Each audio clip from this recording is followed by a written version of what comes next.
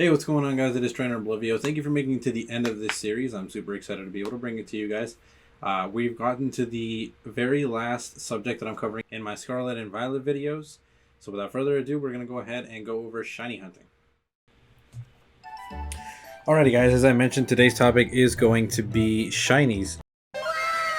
Shinies were introduced in Generation 2, and they have become the most widespread known phenomena in the Pokemon games to date. So basically what a shiny Pokemon is a different colored variant from the normal colored Pokemon that is super rare to find. In a lot of cases, starting from the original generations, the odds of finding one were 1 in 8,196, I believe, were the original odds. That has since been fixed from Generation 6 moving onward with the introduction of the shiny charm, and then of course the fixed rates. Fixed rates were introduced in Gen 6, and the shiny charm was introduced at the end of Black and White 2 once you completed the entirety of the game, the Pokédex, the whole story, everything. As is with most cases with the newer games, once you complete the Pokédex in the game, you do receive the shiny charm, and that does effectively cut your shiny odds in half. So originally it would cut them to what we have now, which are the fixed odds, 1 out of 4,086. With the shiny charm, your chance actually increases to 1 out of 2,048. I'm going to go ahead and segment the video into 4 different parts, from simplest to most complex, for the 4 different methods that there are for finding shinies in this game. In all actuality, really there's 3, but there's a 4th that ties into all 3 of them that really helps, so stick around. Quick little tip before we get started: go ahead and turn off your autosave feature and save manually like a normal Pokemon player. No, but seriously, this is going to help with a couple of things in the future. For now, it's going to ensure that if you do encounter a shiny or hatch one, etc., you can reset for it if need be, or if it accidentally faints or something along those lines. Maybe you run away from it or it runs away from you. You definitely want to go ahead and have the opportunity to re-encounter it, and that won't be possible if you keep your autosave feature on. Alrighty, go ahead and getting started with part 1. We're going to talk about the most common and regular way to find shinies is just encountering shiny Pokemon in the wild.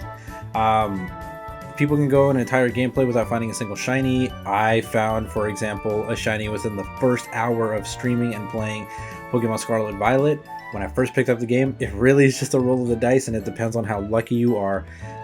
Encountering Pokemon in the wild, you do have, as I mentioned before, a base 1 out of 4,086 chance of finding them in the wild regularly, and this can be augmented by the shiny charm to 1 out of 2,048 chance. These odds can be further manipulated with sandwiches to 1 out of 683, but we will save this for the last part of the video. The base chance applies to the all overworld encounters, including raids, Terra Pokemon, and eggs. The second segment of this video will be discussing Masuda method breeding for shiny eggs. Now, I did touch upon Masuda method breeding in my other video for breeding in Scarlet and Violet, but in order to do so, you will need to pick up a foreign Ditto. And so what that means exactly is a Ditto which is not in your home area or from your country. It has to be a Ditto from another country. This can be done easily with the trading code 4448-4448, which is designed to trade Dittos with ones in other regions. You will likely encounter people from other regions looking for Dittos in this trading room, so be courteous and throw up a Ditto from your region so that you can help someone else out as well. With that out of the way, you will simply use these 2 Pokemon from different regions to breed, which will increase the chance of producing a shiny egg drastically. 1 out of 682 without the shiny charm, and 1 out of 512 with the shiny charm. The third method is going to be Outbreak method. Outbreaks have been introduced to us very recently in the Pokemon games, but they are a phenomenon that have really helped out the shiny hunting community. This method differs from other outbreak methods that we've seen in the past, and I'll explain how exactly you can use to hunt multiple shinies. Whenever you see a Pokemon on the map with a red glowing background, this means that an outbreak of these Pokemon have been reported in that area. Make your way over to that area, and sure enough, you will see a large amount of these Pokemon. Go ahead and enter this outbreak and defeat 60 of these Pokemon. This can be easily done and in no time with the Let's Go feature introduced in this game. Simply bring a Pokemon that can easily take out the Targamon and you'll get it done in no time. You will have to keep track and manually count, but for those of us that simply cannot be bothered, pay close attention to the warning messages on the side of the screen. These will indicate a threshold of how many Pokemon you have knocked out. When this message pops up, this means that you've defeated about 30 Pokemon. When this message pops up, this means that you have defeated at least 50 Pokemon. From here you can defeat and count about 10 more, no sweat. This will put you at the max shiny rate, which is 1 out of 1024 without the shiny charm and 1 out of 816 with the shiny charm. Once you have defeated these, you can save the game and then proceed to actually hunt. Look at the mons and try to identify the shiny. It's like playing Find Waldo but with the shiny among all the normal variants. After a little bit of looking, if your hoard does not contain the shiny, then simply open up a picnic, which will reset the spawns in your current area, and close it immediately so that the spawns reappear and you do not waste time. This method is known as the picnic reset method. Then with the new spawns, start combing through those as well. A side note to keep in mind is that at this point you don't need to knock out any more Pokemon, but a good reason why we save once we reach 60 KOs is because the harder to tell shinies such as Sharkadet or Tandemau, you will likely want to knock out a couple more since it's going to be very hard to tell on your own. The Let's Go feature will prevent you from knocking out a shiny. Your Pokemon will actually refuse to knock out a Pokemon that is shiny if you send it out in the Let's Go feature. Just a quick tidbit. This rate can go up even further, but once again, we're going to wait till the end to explain with sandwiches. For now, let's tie back 2 pieces of outbreak etiquette with a tidbit from earlier. The reason I said to turn off your autosave was for a couple of reasons. The first I've already explained, however, focusing on outbreaks, it boils down to 2 things. The first is that once you've reached 60 knockouts and start the picnic method, you will be able to reset from this point if you do choose to use a sandwich or if you do not find a shiny at all and they disappear or go away. The second reason is because you can then set up your outbreaks to whatever favors you. You can set these conditions which do not allow for your outbreaks to change, or to the contrary as well. If your outbreak map is full of Pokemon that you've already hunted or you simply do not like or you're looking for something else specifically, you can disable the autosave feature and do a pseudo date skip glitch in order to reset your raids and outbreaks. To do this, simply go to your home menu while still in the game and access your settings. Much as the glitch name implies, you will enter your date and time settings and set the clock to 11:59 p.m. Then re-enter the game. From here, you just wait a full minute, and when the clock strikes midnight, you will reset all of your raids and outbreaks.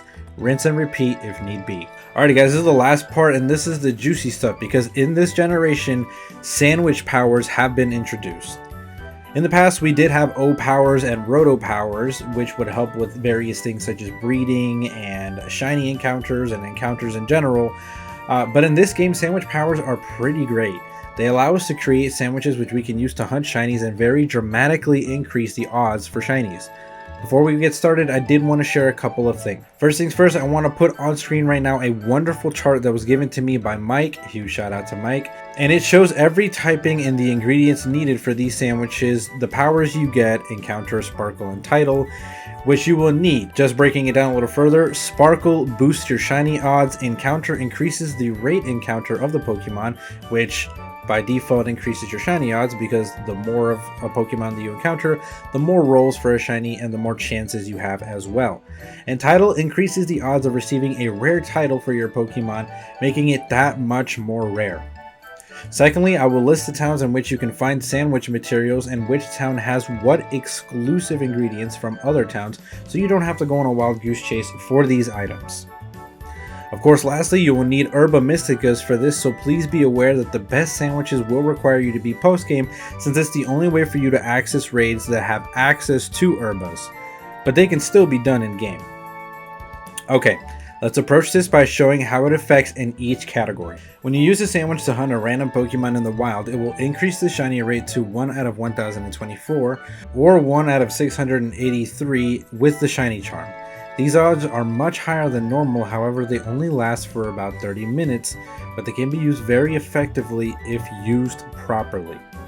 Another quick tidbit I want to add about those 30 minutes is that when you use them offline, right? So offline being the key factor here.